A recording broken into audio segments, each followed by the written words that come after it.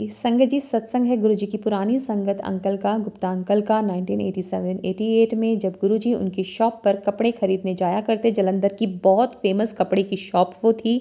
संगत जी, गुरुजी अब एक दिन वीरवार को उन अंकल के पास जाते हैं, बोलते हैं मेरा व्रत खोलना है और इस पर्टिकुलर शॉप से मुझे समोसे मंगवा कर खिला।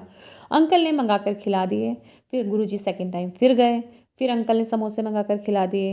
थर्ड टाइम जब गुरुजी गए तो अंकल ने मन ही मन में सोचा कि आज ये समोसे के लिए ना कहें, क्योंकि ये रूटीन नहीं होना चाहिए। अब तो ये रेगुलर आने लगे हैं और इनके चक्कर में मुझे शॉप के जितने भी कर्मचारी हैं सबके लिए फिर समोसे मंगाने पड़ते हैं। अंकल ने मन में ये सोचा तो गुरुजी वहाँ से चले गए और दूसरी शॉप पर अब उन्होंने जाना शुरू कर दिया। अंकल बताते हैं कि सब कुछ होते हुए भी कुछ भी लाइफ में स्मूथ नहीं चल रहा था। उनके फादर की अचानक एक्सीडेंट में डेथ हो जाती है। बड़ा भाई यूएस में सेटल हो जाता है।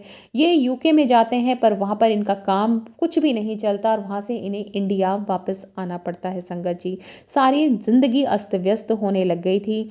शॉप पे अब ये कपड़े का बिजनेस फिर से शुरू करना चाह रहे थे। फिर दिल्ली में गए, दिल्ली में जिस शॉप पर गए वहाँ पर इन्होंने गुरुजी का स्वरूप देखा और फिर उन्होंने बताया कि ये तो वो गुरुजी हैं, ऐसे ऐसे मैं इनसे, ये मेरे शॉप पे आते थे कपड़े लेने के लिए। संगत जी, 2019 की बात है। इनका छोटा बेटा कनाडा में था। डीप क्राइसिस से अंकल जी गुजर रहे थे। ना तो इनके पास कोई एसेट बचा था, कर्जा इतना बुरी तरह से चढ़ गया था। संगत जी, अंकल एक तरह से बिस्तर पे आ गए थे, डिप्रेशन हो गया था। गुरुजी उन्हें ड्रीम दर्शन देते हैं, बोलते हैं मैं तेरे नाल हाँ, मैं चलूँगा तेरे साथ, कपड़े की दुकान कर।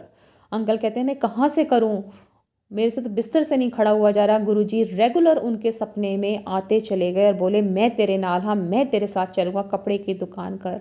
कपड़े की दुकान के लिए, मटेरियल के लिए भी तो पैसा लगता, पर अंकल ने वो दुकान शुरू करी। कैसे स्टार्ट हुई, कैसे सब कुछ शुरू हुआ, संगत जी, बरकत आनी शुरू हो गई। गुरुजी के सत्संग में अब अंकल ने जाना शुरू कर दिया। उनका भरोसा डेवलप होना शुरू हो गया। वहाँ सत्संग में लोग उनसे आरतियाँ कराएं तो कभी सेवा दें और बिलीव इतना ज़्यादा बढ़ गया कि अंकल रोज़ सुबह उठ के 2-2 घंटे गुरुजी के शब्द सुना करते। एक बार उनके छोटे बेटे का फ़ोन आता है, बोलता है कि आप कनाडा आ जाओ। अंकल ने कहा कि मेरे ऊपर तो अभी कर्जा है और मैं कनाडा आने के लिए, वीज़ा लगवाने के लिए पैसे नहीं है। बेटा बोलता है मैं 50,000 रुपये भेज रहा हूँ, वीज़ा लगवाओ। वीज़ा भी लग गया संगत जी, अब टिकट के पैसे नहीं हैं। अंकल ने अपने एक दोस्त से बोला कि मुझे पैसे चाहिए, टिकट भी खरीदना है।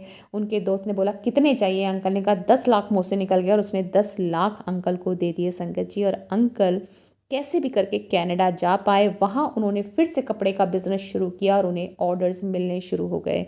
संगत जी, अंकल बताते हैं कि आज वो बहुत अच्छी तरह से कनाडा में सेटल्ड हैं। बहुत गुरुजी की कृपा है उनके ऊपर, बहुत खुश हैं अंकल जी।